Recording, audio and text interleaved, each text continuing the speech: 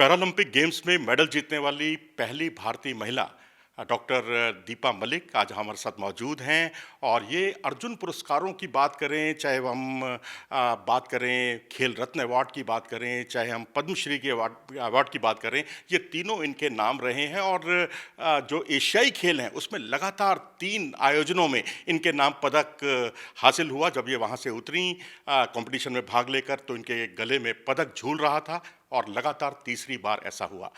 दीपा जी, आपके चेहरे की मुस्कान बहुत कुछ बयान कर रही है। आप एक बहुत बड़े खेल समुदाय की रोल मॉडल हैं। कैसा लगता है आपको जब कोई सामान्य खिलाड़ी भी आकर आपके पास आता है और आपसे कुछ सीखने की बात करता है? जब भी आप मेरे गले में पदक की बात करते हैं तो बहुत सारी सुंदर यादें ताज़ा हो जाती हैं। बहुत सारा स्ट्रगल भी याद आ जाता है, क्योंकि शुरुआती दिनों में तो कोई बहुत ज़्यादा सुविधाएं नहीं थी। अ, हर मंच से धन्यवाद देती हूँ आदरणीय मोदी जी का। जैसे ही उन्होंने पॉलिसीज़ को बराबर किया, तो जैसा आपने कहा कि सामान्य खिलाड़ी भी जो ओलंपिक खिलाड़ी हैं, जब उनके साथ हम कंधे से कंधा मिलाते हैं, उनके साथ हम बैठते हैं, चाहे वो ऑल इंडिया स्पोर्ट्स काउंसिल की मीटिंग हो, चाहे वो मिशन ओलंपिक काउंसिल की मीटिंग हो, चाहे अध्यक्षा के रूप में वहाँ पीटी उषा हैं तो यहाँ दीपा मलिक है पैरालंपिक कमेटी में। तो हर जगह हम देख रहे हैं कि बहुत ज़्यादा सम्मान मिलता है।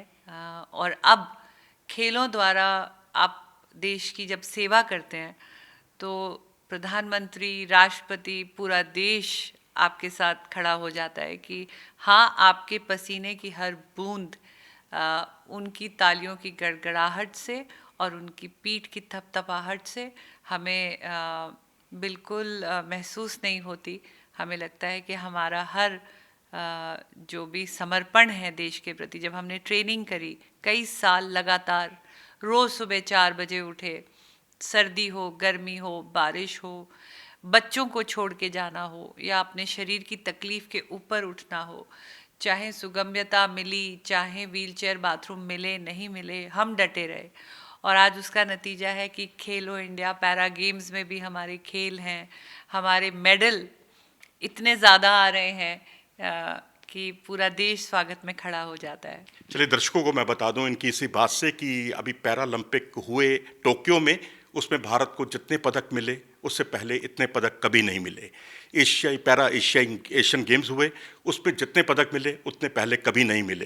तो आपने अभी थोड़ी देर पहले जिक्र किया कि आप पैरालंपिक कमेटी ऑफ इंडिया की अध्यक्ष हैं। जी। इस हैसियत से आप कितनी बड़ी जिम्मेदारी है आप पर? पहले केवल एक मेडल और एक खेल की तैयारी करते थे जब खुद खेलते थे।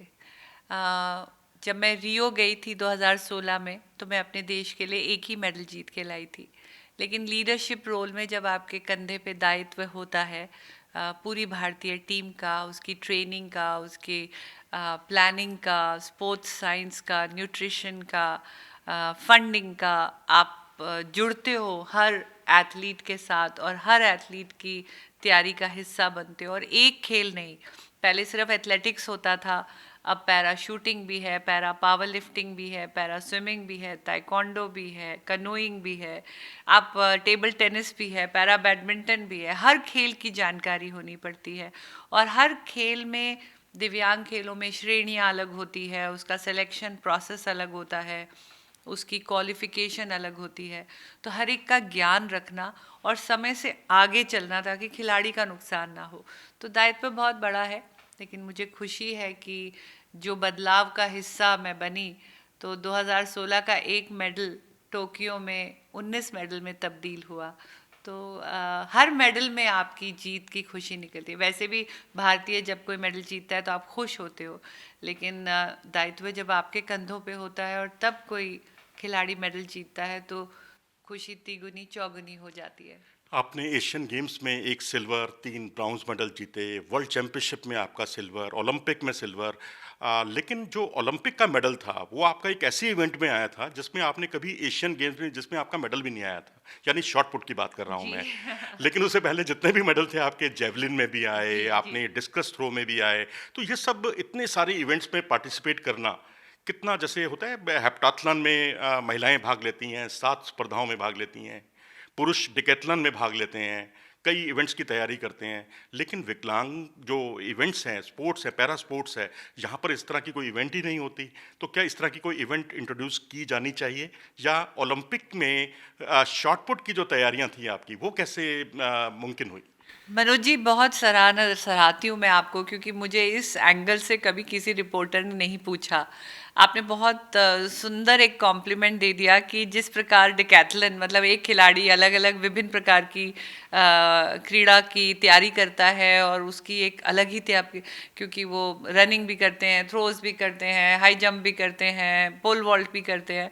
आपने सही पकड़ा है बिल्कुल कि जिस तरीके से हमारी विकलांग श्रेणियां बार बार नहीं आती, जैसे मेरी विकलांगता की श्रेणी में कभी डिस्कस आया, कभी जैवलिन आया, कभी शॉट पुट आया, और शॉट पुट ऐसे समय में आया जब मैं पिछले 4 साल से वर्ल्ड नंबर 2 रैंकिंग में जैवलिन में चल रही थी।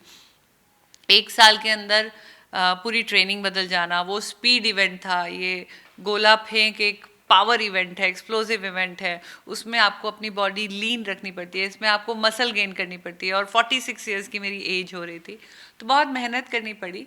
लेकिन मुझे खुशी है कि ये मेडल हमारे खाते में आया, और 7 दशकों के बाद पहला, जबकि 1972 म्यूजिक ओलंपिक में एक मेल एथलीट ने पैरालंपिक मेडल जीत लिया था, पेटकर जी ने, और 72 साल आज़ादी के लगे एक महिला को मेडल जीतने में।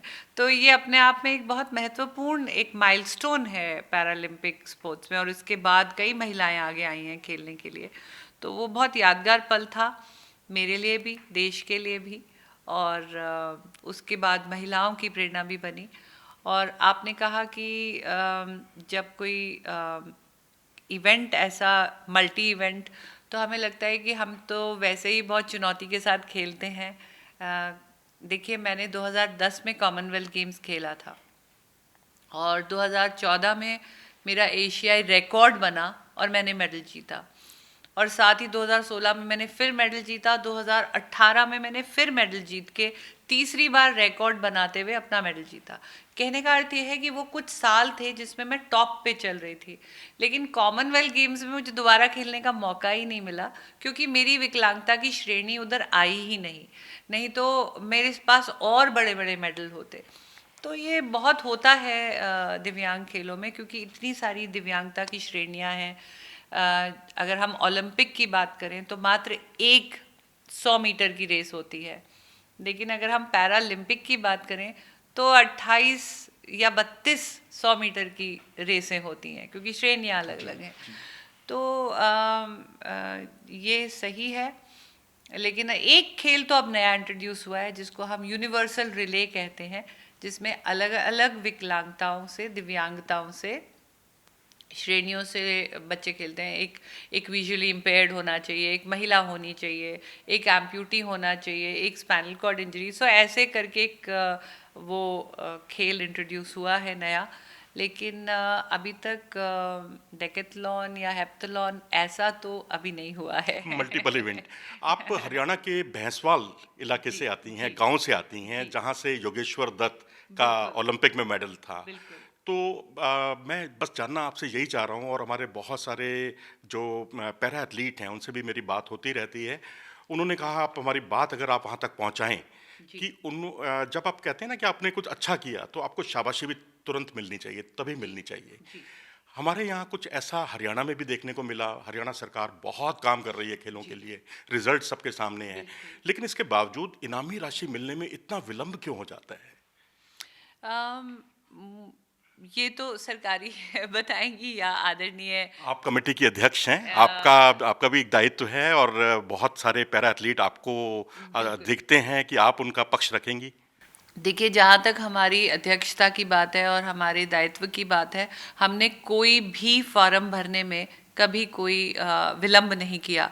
जैसे ही खिलाड़ी के फॉर्म निकले, पहले ही हफ्ते में उनका वेरिफिकेशन करना, उनको स्टैम्प करना, उनको अटेस्ट करना, हमारी ओर से काम में कोई कमी नहीं है। जितना भी ऑफिस वर्क है, चाहे हमें एडॉक कमेटी के तहत कभी कभी फेडरेशंस कुछ कारणवश कोर्ट में चली जाती हैं या कोई भी, लेकिन कोई भी स्थिति रही हो हरियाणा पैरालंपिक खेलों की, हमने एक पैरालंपिक कमेटी ऑफ इंडिया होने के नाते और leadership role Haryana ad hoc committee में होने के नाते एक भी खिलाड़ी ये नहीं कह सकता कि उसका फार्म पूरा नहीं हुआ है या समय से हमने उसके वेरिफिकेशन प्रोसेस में कोई डिले रखी है।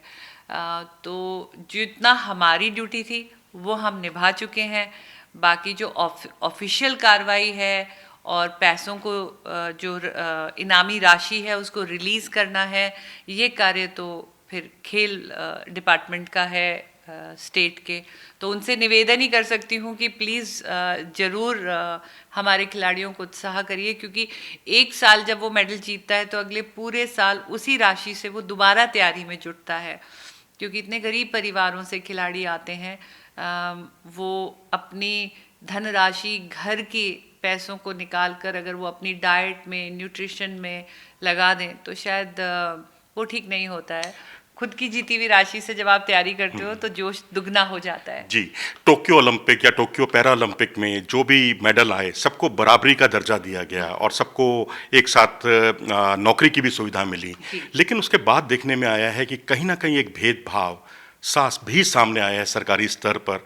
ऐसा मैं नहीं कह रहा, एथलीट कह रहे हैं, खिलाड़ियों का कहना है। देखिए, ऐसा होता है कि कुछ एक पॉलिसी में रूल्स तो रखने पड़ते हैं कि आप जब फाइनल में खेले तो कितने खिलाड़ी आपके साथ खेले। तो ऐसा कुछ है। आप बिल्कुल सही कह रहे हैं, बहुत खिलाड़ियों की अर्जियां हैं और अपील भी की गई है। लेकिन अगर दूसरी ओर ये भी देखें तो जब डिप्टी डायरेक्टर की नियुक्ति हुई थी तो 12 डिप्टी डायरेक्टर हमारे पैरा खेलों से थे और केवल 2 सामान्य खेलों से थे। तो मुझे लगता है सरकार की अपनी कोई विधि है, अपना कोई वो है। बट एक पैरा खिलाड़ी होने के नाते मैं लगातार अपील यही करूँगी कि जब आदरणीय प्रधानमंत्री और सेंट्रल गवर्नमेंट की सारी पॉलिसीज़ बराबर हैं तो हर स्टेट में, मात्र हरियाणा में नहीं बल्कि इधर से एक अध्यक्षा होने के नाते मैं हर स्टेट की गवर्नमेंट से अपील करती हूँ कि जैसे ओलंपिक खेलों में आपकी पॉलिसीज़, पद्धतियाँ हैं, बिल्कुल उसी के बराबर पैरालंपिक की पद्धतियाँ होनी चाहिए। क्योंकि ये वो खेल हैं जो एक ही मंच पे खेले जाते हैं, एक ही साथ खेले जाते हैं। बल्कि आगे आगे आप देख रहे हैं, पेरिस ने एक कदम और आगे बढ़ाया है। पेरिस 2024 में जो मैस्कट हैं वो भी एक साथ रिलीज़ हुए हैं, एक ही शक्ल के हैं। अगर उन्होंने अपने विलेज का नाम रखा है तो उसे पैरालंपिक ओलंपिक या ओलंपिक पैरालंपिक विलेज रखा है। दोनों के लोगो भी एक ही बैच में, एक ही पोस्टर पे एक साथ लग रहे हैं। केवल सुविधा देने के लिए दिव्यांग खिलाड़ियों को रैम्प बनाना है, ब्रेल लगानी है या उनके इक्विपमेंट, असिस्टिव एड, उनके स्टार्टर कुछ अलग ढंग के होते हैं तो वो 2 हफ्ते अलग अलग खेले जाते हैं। अदरवाइज कोई फर्क अब नहीं रह गया है। चलिए, मैं समझता हूँ कि जो हरियाणा के का जो पड़ोसी राज्य है राजस्थान, जहाँ विकलांग खिलाड़ियों को, पैरा एथलीटों को काफ़ी नौकरियों की सुविधा मिली, प्राइज़ बनी बहुत जल्दी, समय पे 6 महीने के अंदर अंदर जारी कर दी गई, वो अब और राज्यों में भी होगी। मैं आपके व्यक्तिगत सवाल पे आता हूँ, व्यक्तिगत उस पर आता हूँ कि बहुत लोग जानना चाहते हैं कि डॉक्टर दीपा मलिक आखिर थोड़ा सा, मतलब मैं आपको फ्लैशबैक में ले जाना चाहूँगा। ये समस्या क्या रीढ़ की हड्डी से हुई, क्या परेशानी हुई जिससे आपको पैरा एथलेटिक्स में शिरकत करनी पड़ी? ये कहाँ से ये सिलसिला शुरू हुआ था? पहले मैं आपके पहले स्टेटमेंट का जवाब देती हूँ। आपने कहा राजस्थान में बड़े समय से दे दिया गया। आप देखिए, जो लोड हरियाणा सरकार पे आता है, क्योंकि खिलाड़ी लगभग 50% खिलाड़ी जो जीतते हैं वो हरियाणा से होते हैं और पैरा खेलों में भी यही सिलसिला है। इतना ज़्यादा खिलाड़ी जीत रहे हैं और एक खिलाड़ी तीन मेडल जीत रहा है। तो जो सरकारी खर्चा है वो हमारे खिलाड़ियों पे रकम राशि का जो Obvious है कि बहुत ज़्यादा खेलों है। के, तो वो जी, बर्डन जो एक लोड है वो बहुत ज़्यादा है। तो मुझे लगता है कि एक प्रचलित हो चुका है और हरियाणा हमेशा से पायनियर रहा है खेलों में। तो मैं बहुत शुक्रगुजार हूँ हरियाणा सरकार की कि मैं शायद खिलाड़ी नहीं बन पाती या मैं इतनी सशक्त नहीं हो पाती अगर इनामी राशि मुझे नहीं मिली होती। और आपने कहा कि मैं थोड़ा सा अपने समय को पीछे लेके जाऊं, तो मेरे को स्पाइनल कॉर्ड रेपिटेटिव ट्यूमर्स हैं, जिनकी बार बार सर्जरीज हुई हैं, और बहुत बड़ी सर्जरीज होने के नाते स्पाइनल कॉर्ड डैमेज हुई है और छाती का निचला हिस्सा लकवाग्रस्त हुआ है। 25 साल हो गए हैं मुझे इस कुर्सी पे, जिसको मैं कभी भी व्हील चेयर नहीं कहती हूँ, मैं इसे अपनी विल चेयर कहती हूँ, क्या बात। जिसने मुझे हिम्मत भी दी, जिसने मुझे जीवन को ऐसे त्योहार की तरह जीने का ढंग सिखाया कि एबिलिटी बियॉन्ड डिसेबिलिटी मेरा एक एम बना, और खेलों से जो मुझे दिशा मिली वो दिशा मेरी प्रेरणा भी बनी, वो मेरा पर्पस भी बना। क्योंकि अगर मैं विकलांग से दिव्यांगता का सफ़र तय नहीं करती तो शायद अपने देश के निर्माण में अपना योगदान कुछ छोटे से अंश को मैं नहीं दे पाती। चाहे पॉलिसी की बात हो, चाहे अवेयरनेस की बात हो, चाहे लीडरशिप की बात हो, चाहे मेडल जीत कर उदाहरण रखने की बात हो, इस शरीर ने मुझे बहुत अवसर दिए कुछ नेक काम करने के। आप मोटर स्पोर्ट्स से भी जुड़ी रहीं, जी आप स्विमिंग भी करती हैं। जी। ये सारी चीज़ें आपको नहीं लगता कि कोई एथलीट, कोई अगर आपको कोई देखता होगा, आपसे सीखता होगा, तो उसमें कहीं भटकाव भी आ सकता है कि इतनी सारी इवेंट और करने वाला एक व्यक्ति? नहीं नहीं, भटकाव की बात नहीं है। मैं हमेशा क्योंकि हम जब खेल रहे थे तो हमें बहुत ज़्यादा नॉलेज नहीं थी, जो रास्ता मिलता गया उसे चुनते गए। और मेरे लिए खेल खेल ना होकर मानसिकता बदलने का एक माध्यम बना। तो जब जब मुझे जो मौका मिला इस शरीर से करने के लिए, क्योंकि इस शरीर को ही दुत्कारा गया कि इस शरीर में जीने की बजाय तो मृत्यु हो जाती, क्योंकि सुगम्यता नहीं थी, लोगों की मानसिकता नहीं थी, इसको एक अभिशाप के रूप में देखा जाता था। लेकिन आज स्वयं जब प्रधानमंत्री हमें विकलांग से दिव्यांग कहते हैं और हमारे लिए इतनी पॉलिसीज़ बनाते हैं, और फिर हर जगह चाहे सरकार का कोई कार्यक्रम हो, हर कार्यक्रम में हमें जोड़ते हैं, चाहे स्वच्छ भारत हो, टीबी मुक्त भारत हो, बेटी बचाओ बेटी पढ़ाओ हो, इलेक्शन कमीशन हो, ऐसा कोई भी क्षेत्र नहीं है, चाहे न्यूट्रिशन हो, जो हमारा मिलेट का ईयर है उसमें, या फिट इंडिया का कैंपेन हो। अब हाल ही में मुझे आदरणीय हरदीप पुरी जी ने मोदी जी के नए नेतृत्व की जो कहा एक सफ़र शुरू हुआ है, विकसित भारत संकल्प, जिसमें हम 2047 तक अपने भारत को विकसित भारत और number 1 economy, number 1 smart country के रूप में देखना चाहते हैं, वैज्ञानिक तौर पर, आर्थिक तौर पर, सुगम्यता के तौर पर। तो आज मैं उसकी भी ब्रांड एम्बेसडर बनाई गई हूँ। तो ऐसा वक्त बदला है तो बहुत अच्छा लगता है। और रही गाइडेंस की बात खिलाड़ियों की, तो अब हम कोशिश करते हैं कि उनकी पोटेंशियल को साइंटिफिकली आइडेंटिफाई करके उनकी बेस्ट परफॉर्मेंस कौन से खेलों में आ सकती है, ऐसी कंसल्टेशन देके उनको हम मार्गदर्शन करते हैं, दिशा देते हैं। कोशिश पूरी रहती है। मैदान पर तो आपने बहुत करतब दिखाए, देश का परचम भी लहराया, जी। लेकिन अब उम्मीद करें कि आप आने वाले समय में चुनावी मैदान में भी उतरेंगी? देखिए, मैं एक बहुत सशक्त पार्टी की सदस्य हूँ। मैं भारतीय जनता पार्टी के साथ, मुझे बहुत सम्मान मिला जब मुझे आदरणीय अमित शाह जी ने स्वयं जोड़ा। जी। तो और ये एक ऐसी पार्टी है जिसमें सब कार्यकर्ता है, तो जब जो ड्यूटी मिलती है हम उसको करते हैं। जब कोई ड्यूटी मिलेगी तो ज़रूर, जो भी ड्यूटी जिस भी प्रकार की मिलेगी हम निभाएंगे, अभी भी निभा रहे हैं। अभी मेरे पास खेलों का दायित्व है तो मैं अपनी पूरी शक्ति उसमें लगा रही हूँ। खेलों की दिशा में आपको लगता है कि अभी, बस एक आखिरी सवाल है मेरा आपसे, जी। कि क्या और किया जाना चाहिए कि हम कम से कम दोहरी संख्या तक पहुंचें ओलंपिक में, या कुछ और पैरा एथलीटों में कुछ और स्फूर्ति पैदा करें, जिससे कि और ज़्यादा ऐसे राज्यों के भी खिलाड़ी सामने आए जो जिन पर अभी नज़र नहीं जाती, या जहां उतनी सुविधाएं अभी नहीं मिल पा रही हैं? देखिए, सफ़र बहुत नेक शुरू हो चुका है, और आप देख ही रहे हैं किस तरीके से लगातार हमारे खेलों में, जब हम 2010 में गए थे तो 14 मेडल आए थे एशियाई खेलों में। फिर जब हम कोरिया गए थे इंचियोन में, तो 2014 में हमारे 33 मेडल थे। हम जकार्ता गए इंडोनेशिया 2018 में तो हमारे 72 मेडल थे। अब हम चाइना दोबारा गए हंगजाओ में, हम 111 मेडल लेकर आए। शुरुआती में दिनों में केवल 5 खेलों में गए, अब हम 17 खेलों में गए। तो देखिए इन एक दशक में ही हम 5 से 17 खेलों में टीम लेकर गए, जिसमें से 16 टीमों में महिलाओं का भी भागीदारी रही। महिलाओं का जो पार्टिसिपेशन है वो 40% बढ़ गया है और 40% मेडल की गिनती में भी महिलाएं योगदान दे रही हैं। और अगर मैं मात्र पैरालंपिक की बात करूं तो रियो में एक ही महिला मेडल आया था और टोक्यो में 3 महिला मेडल आए थे, तो 300% मैं कहूँ कि इजाफा हुआ। ये पैरा ओलंपिक की बात कर रहे हैं पैरालंपिक की आप? बात कर रही हूँ। रियो में मात्र 3 महिलाएं गई थी जी। और टोक्यो में 14 महिलाएं गई थी।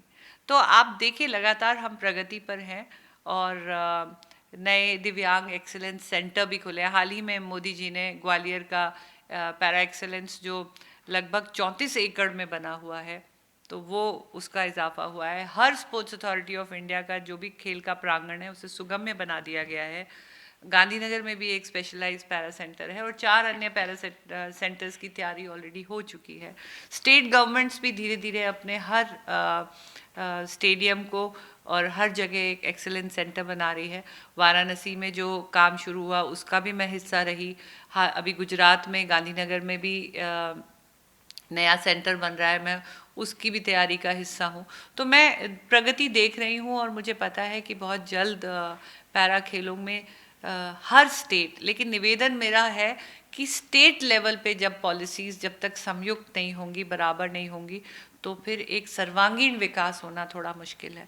तो इस मंच से स्टेट गवर्नमेंट्स को मेरा निवेदन है कि जल्द से जल्द पैरा खेलों की पॉलिसी बनाएं और अपने स्टेट्स के रिस्पेक्टिव इंफ्रास्ट्रक्चर को सुगम्य बनाएं ताकि ज़्यादा से ज़्यादा पैरा खिलाड़ी खेल सकें। दीपा जी, ये मेरे हाथ में कार्ड है, ये आपको अयोध्या से बुलावा आया है। जी, विशेष तौर पर एक खिलाड़ी होने के नाते कितना गौरवान्वित महसूस कर रही हैं आप? बहुत अच्छा लग रहा है और ये अपने आप में एक उदाहरण है कि अब हमारा भारत एक इंक्लूसिव भारत है। अगर बड़े बड़े खिलाड़ियों का न्योता है तो पैरालंपिक खिलाड़ी का भी न्योता है और इस सूची में नाम आना सचमुच ये दर्शाता है कि जो पदक आपने देश के लिए जीता है उसका वाकई ही पूरा देश सम्मान कर रहा है, जो इतने ऐतिहासिक पल में भी हमें जोड़ा जा रहा है।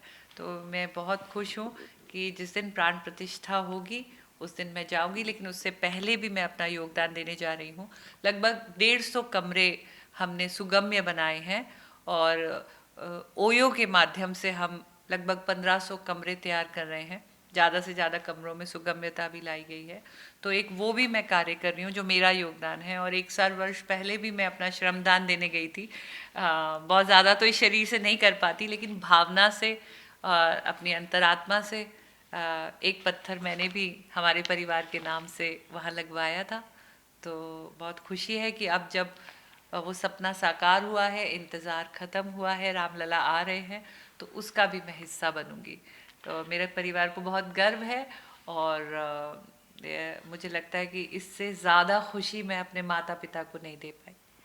तो ये डॉक्टर दीपा मलिक का सम्मान है, ये एक महिला का सम्मान है, ये खिलाड़ियों का सम्मान है, ये पैरा एथलीटों का सम्मान है।